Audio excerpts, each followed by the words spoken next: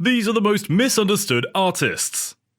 So in this world, everyone is an artist. Everybody has a talent in some form or another.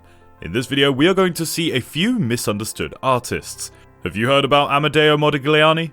Or Damien Hurst? Well, if not, then stay tuned until the end. Welcome back to another amazing video of Art and Beyond. The above questions will be answered by us here at Art and Beyond, so let's get into it. Number 1. Georgia O'Keeffe. The paintings of flowers that mimic female genitalia are what Georgia O'Keeffe is best known for. O'Keeffe is without a doubt one of the most interesting artists of the 20th century, but there's no proof that she intended for her paintings to tiltate or advance a feminist agenda. She was moved by the beauty of the natural world, whether it was a luxuriant interior of a flower or the wide New Mexican terrain which was speckled with bleached animal bones. Art reviewers and admirers of fine art continue to value her paintings for their authenticity, which is devoid of cynicism seen in many works from the late 20th century. Number 2. Henry Darger. Misunderstandings are a given in Henry Darger's paintings of partially dressed prepubescent girls with male genitalia. His fantastical novels like The Story of the Vivian Girls and In the Realms of the Unreal use these paintings as illustrations. For many years, historians viewed Darger's issues with gender identification as reflected in these works. Given his lonely, motherless upbringing and lifelong preoccupation with pictures and publications about kids, some people have even compared him to paedophilic serial killers. There is no evidence to support Darger's dark, malevolent desires, though. Darger's gender-fluid characters could have a variety of interpretations, but historians and art critics concur that it's incorrect to label him as sexually confused maniac. Number 3. Henry de Toulouse-Lautrec. Although the Moulin Rouge is a well-known tourist destination today, it was once a haven for vice and depravity in the 1800s. Dancers and prostitutes who were found during the Victorian era as the source of many evils were among the women who worked there. Toulouse-Lautrec was drawn to these types of people, especially the dancers. He turned these women into immortals in a number of paintings and posters that the Victorians perceived as sleazy advertisements for sex and alcohol. Toulouse-Lautrec is now regarded as one of the best artists at the Belle Epoque, despite the fact that he was simply another struggling artist back in his day. Number 4. Vincent Van Gogh. Few would contest the greatness of Van Gogh's style and skill, even though he was frequently irrational to the point where he severed his own ear.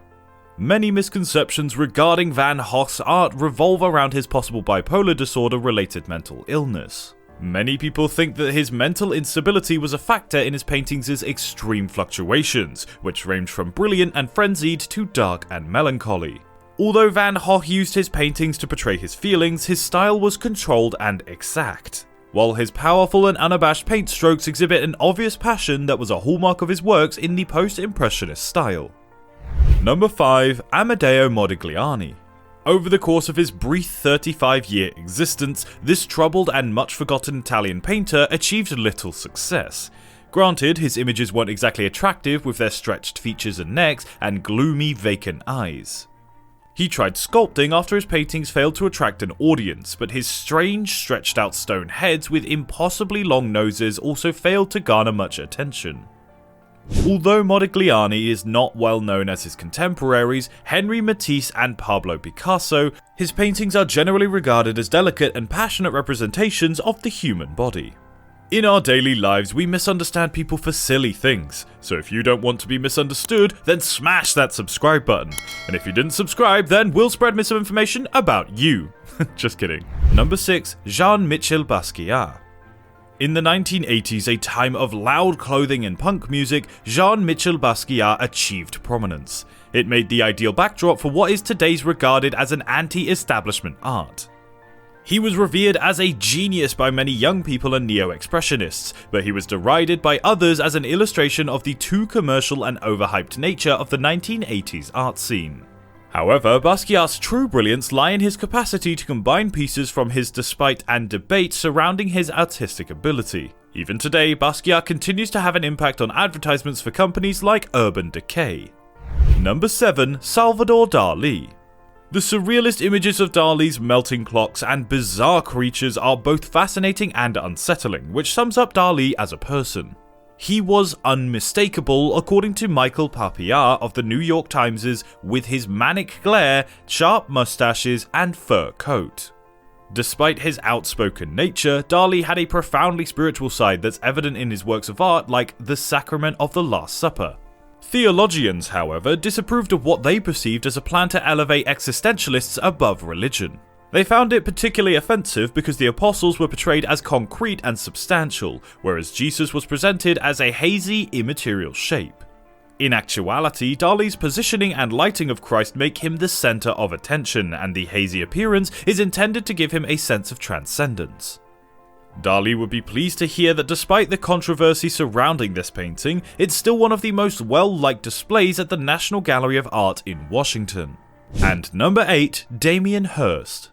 Hurst's sculptures are not for the faint of heart, which raises the intriguing question of how such a wealthy artist might be misunderstood.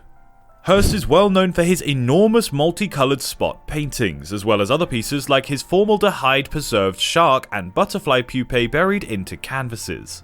Even though employing live butterfly pupae was especially conscientious, Hurst's method of using unconventional art mediums is certainly intriguing. The main theme in many of his works is death, or more specifically, his fear of it, despite the criticism that he does things for shock effect. For instance, the installation The Physical Impossibilities of Death in the Mind of Someone Living features a shark floating in a formaldehyde tank. Number 9. Jan Vermeer. It's strange to say that Dutch painter Jan Vermeer isn't regarded as one of the greatest painters of all time, given the success of the book and movie Girl with the Pearl Earring. Although Vermeer's paintings exhibit an extraordinary realism, they continue to be linked to charges of camera obscura cheating, the 17th century's version of paint by numbers. Using this method, you can control a lens to reflect the picture of your subject onto a canvas or other surface. The next step is just tracing and colouring. Even though this notion has never been confirmed, there are other noticeable inconsistencies in his work.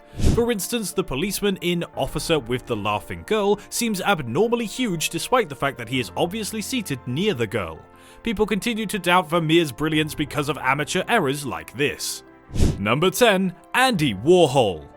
Given his influence on everything from advertisements to movies, it's difficult to believe that anyone could doubt Andy Warhol's talent. But Warhol himself emphasized his relevance by saying, quote, "In the future, everyone will be world famous for 15 minutes, end quote. Critics who see Warhol's creation as a tribute to shallowness and consumerism have long existed. However, his depictions of superstars like Marilyn Monroe and soup cans have become some of the most recognizable pictures of all times, and this cannot be disputed. Warhol collaborated with several conscientious artists in addition to producing his own artworks like JeanMichel Basquiat. So among these artists, which one would you say is your favourite? Do you want to tell us more about the arts? Well, if so, let us know in the comments section below. Also, don't forget to like and hit the bell icon for more interesting content. Goodbye and see you next time.